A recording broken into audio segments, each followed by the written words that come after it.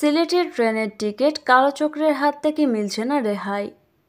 কিছুতেই ভাঙা যাচ্ছে না সিলেট রেলওয়ে স্টেশনের টিকিট কালোবাজারি সিন্ডিকেট। কয়েকদিন পরপর এই চক্রের দু একজন ধরা পড়লেও হয়রানি থেকে রেহাই পাচ্ছেন না ট্রেনের যাত্রী সাধারণ।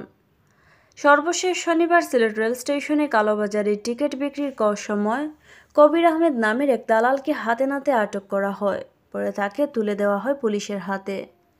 সিলেট রেলওয়ে স্টেশনের কবির এন্টারপ্রাইজ নামক ব্যবসা প্রতিষ্ঠানের আড়ালে দীর্ঘদিন থেকে অবৈধভাবে রেলের টিকিট কালোবাজারি করে বিক্রি করছেন কবির আহমদ। রবিবার তাকে আদালতের মাধ্যমে কারাগারে প্রেরণ করা হয়েছে। বিষয়টি নিশ্চিত করেছেন সিলেট রেলওয়ে থানার অফিসার ইনচার্জ আলিম হোসেন। তিনি বলেন, কবির আহমেদের বিরুদ্ধে সিলেট রেলওয়ে স্টেশন কর্মকর্তা বাদী হয়ে মামলা করেছেন।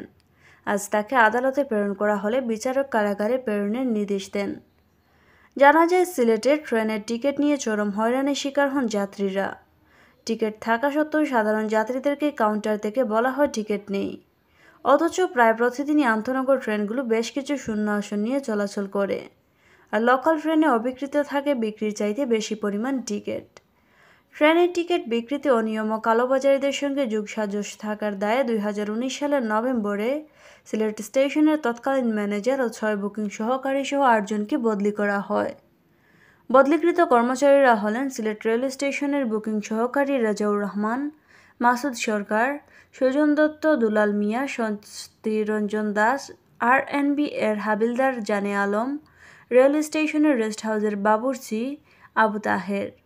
এছাড়াও সিলেটে টিকিট কালোবাজারি দায়ে চলতি বছর 11 আগস্ট নুরুল ইসলাম নামের একজনকে গ্রেফতার করে রেলওয়ে পুলিশ।